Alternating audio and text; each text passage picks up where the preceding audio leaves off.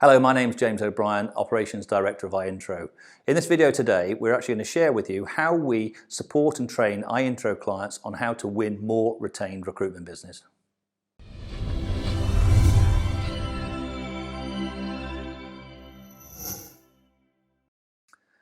The key to winning more recruitment retainers is to understand that there is a process to a business meeting with a client.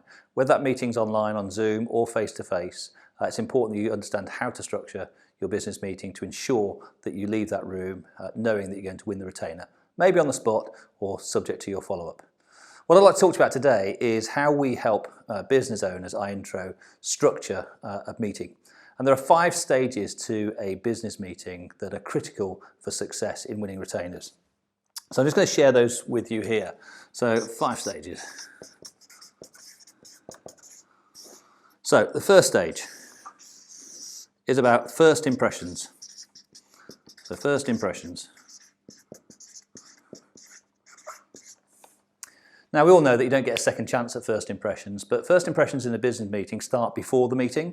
It's ensuring that your social media profile is focused on the client needs, not your needs as a recruiter, because your client will be checking you out on social media. One of the other most important key aspects of first impressions is actually to set an agenda for the meeting. Sounds simple, but it's something that the majority of recruiters don't do. They just turn up to meetings and wing it. We suggest always put together at least a 3-part agenda. That agenda could focus on your recruitment process, that's the client's recruitment process. Our recruitment process, so that's the opportunity where you get to talk about your recruitment process. And number 3, next steps. It could be as basic as that. I'm sure you can do better than that, but at least that would be something. Then the client knows you're coming to talk business, not just to shoot the breeze. So first impressions are critical, so make sure that you get that right. The second stage, it's all about rapport building. Now rapport building doesn't mean talking for 10 or 15 minutes about how you went to the same school or went to the same university or what your kids did yesterday. It's about breaking the ice with the client and humanizing it. People buy from people they like. So if they don't like you, they're unlikely to buy from you. So just take a little bit of time to break the ice. It might be if you're actually in a physical premises whilst you're walking from the reception area through to the meeting room. But whatever the process, if you're online, make sure you just take a little bit of time to humanize it, to break the ice with the client and build a little bit of rapport. So that's the second stage. Now both of those sections have literally taken a couple of minutes out of your meeting. And if you've allocated an hour to your meeting, you've actually got quite a lot of time left. So the final 3 parts of these 5 stages, break them down into equal thirds. So that's 15 to 20 minutes for each section. Third section, probably obvious, but it's qualification. So this is all about sales qualification. This is all about asking lots of questions. Think of this like the doctor-patient analogy. When you go to the doctors, they ask you lots of questions. They don't come up with a solution straight away. For example, you don't go into a doctor's and say, I have a headache, and the doctor says, well, take some paracetamol. That's the solution straight away. They ask you lots of probing questions. Where does it hurt? How long does it last? When did it start? All things like that. In a business meeting, qualification means about identifying the client problems. So discuss with them their current recruitment process. What do they like about it? What don't they like about it? In terms of understand why the vacancy has occurred. What are the challenges the organisation is facing? What are the timelines? You have to ask about the position, but what you really need to understand are what are the critical pain points for that particular client. Now, pain points are challenges that the client's facing, but possibly they don't know about it. So it's your job just to sort of set the scene with them to help them understand that they're probably wasting a lot of time in their current recruitment process. And as we all know, time equals money.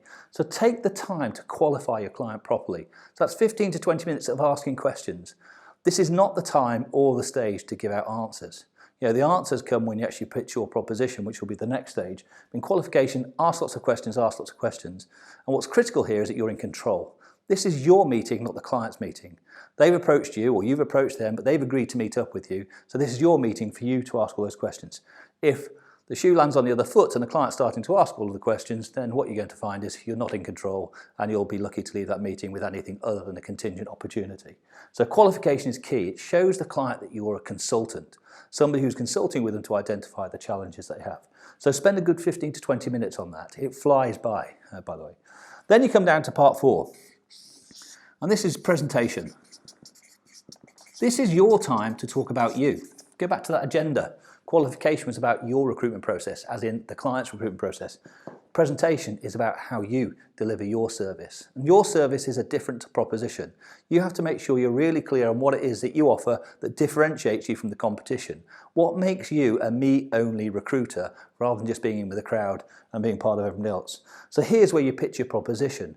And if you're clever and if you've learned your script, you'll know that in this particular piece, you'll go back and revisit the issues that were raised in the qualification. And you'll turn those challenges, you'll use those to sort of pick up on the features of your proposition and turn those features into benefits. Common sales techniques that you need to use there, but in terms of it's important that you actually do this in the right place and show the client why you're truly different. And the final stage, remember we've got a third left, the final stage is close. Now this is the piece that people say, well, why do you need so much time for closing? Because, well, the reality is it's not just about closing the sale, it's also about having enough time available to handle any objections that come from the client. So if we've taken a third here and a third there, we've still got 15 minutes left here to close, which can sound like a long amount of time. But if you're going to close properly, then you need to actually make sure that you're providing the client with the opportunity to ask questions. You don't want to leave the meeting wondering whether the client is going to buy from you or not. You need to leave at this point knowing that, yes, I really have a significant chance of winning the retainer. Now we actually use, at iIntro, we actually help our clients understand there's a 4-part close. The first part of that 4-part close, you may want to write this down, is to compare. Ask the client to compare what they currently get from recruiters and how that compares to the service that you just outlined in your presentation, and hopefully have some true differentiators there. So that's the first thing, you're going to get some positivity there that they believe your process is better than theirs. The second part is to ask them if there's any reason why they wouldn't do business with you. It's a direct question, it's a closed question, and the key part there is once you've asked the question is to remain quiet and let the client answer. And answer that question should be, yep, no reason why they wouldn't work with you at all. So you're half the way through, now you come into the critical part. Now the third part is to talk to them about your commercials. What we mean by that is what's your process? And that is that you work on an exclusive retained basis. That's very different to other organisations. Now, when you ask this question, along the lines of, as I've shared with you today, our service and proposition is very different to that of our competitors, which you've agreed with, and I'm sure that you'll understand, for me to put in place this type of service I've shared with you today, we can only work with our clients on an exclusive retained basis. Does that cause any problems for you? Now that's a closed question, and that's when you zip up and actually wait for the client to respond. And here's where you're likely to get responses such as, we don't do retainers. Yeah, a common problem.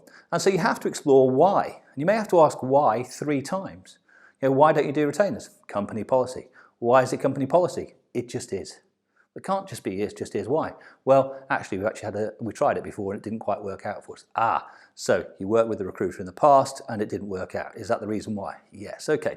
And then you can go back and say, well, let me ask you, compare that service that you had last time you tried it with what I've shown you today. Is it a different service? And the answer should be, yes, it is.